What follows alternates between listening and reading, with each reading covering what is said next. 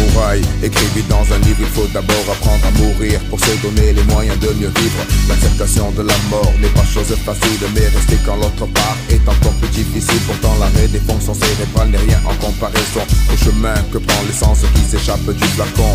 Comme un voyage astral inconsciemment effectué sans fin au-delà du firmament. Un retour à la case départ, tôt ou tard nous emprunterons tous ce long couloir qui mène où et vers quoi? Peut-être vers un endroit où nous vivions en paix autrefois. Alors qui est mort et qui vit? Ceux qui s'en sont allés ou ceux qui sont encore de ce monde aujourd'hui. Pour chaque homme qui s'endort, un enfant s'éveille comme un coffre vide que l'on va remplir de mille merveilles. En grandissant il verra mourir des gens et on lui dira: tu sais qu'ils sont mieux où ils sont à présent. Dur à comprendre quand on les a aimés, qu'on s'y est attaché et qu'un jour ils nous laissent tomber. Ils n'ont pas disparu, ils ont changé de paysage et la sérénité illumine leur visage. Il suffit de bien regarder et l'on comprend que la mort n'est pas une fin, juste un commencement. La mort n'est pas une fin, juste un commencement.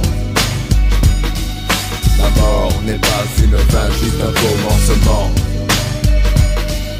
La mort n'est pas une fin.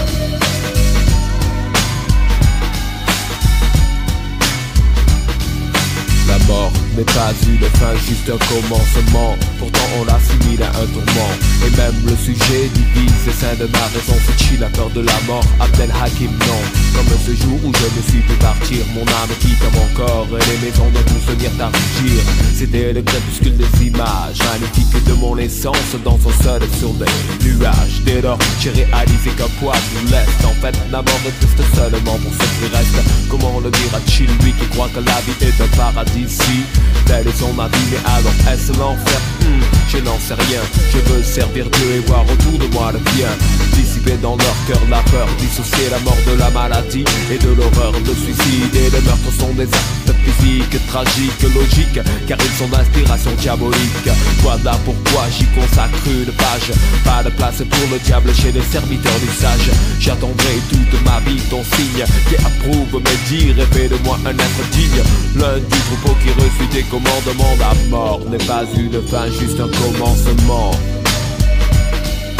La mort n'est pas une fin, juste un commencement. La mort n'est pas une fin, juste un commencement. La mort n'est pas une fin.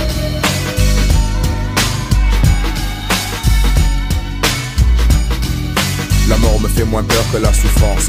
On doit tous s'en aller un jour. J'espère que j'aurai la chance de tomber de sommeil et qu'il soit éternel pour y découvrir un monde où rien ne serait plus pareil. Mais qu'en est-il pour l'instant? Je traîne sur la terre sans savoir où je vais, tel un mort vivant. En attendant le moment, l'instant unique où j'aurai rempli ma mission et partirai pour des mondes cosmiques.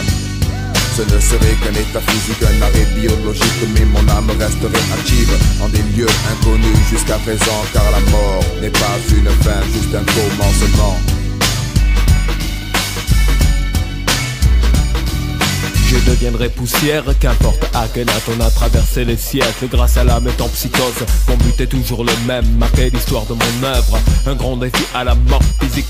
Peuvent-ils me saisir figé comme un logo ou juste une enveloppe, celle d'argent sur une photo?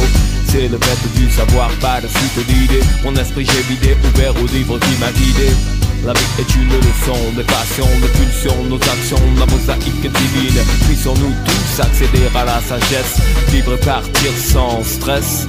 On pense à la mort comme à la fin d'une colonie, de manière égoïste, une perte de bien d'amis.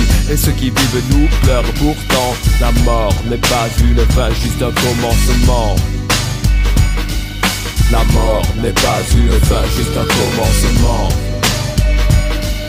La mort n'est pas une fin, juste un commencement. La mort n'est pas une fin.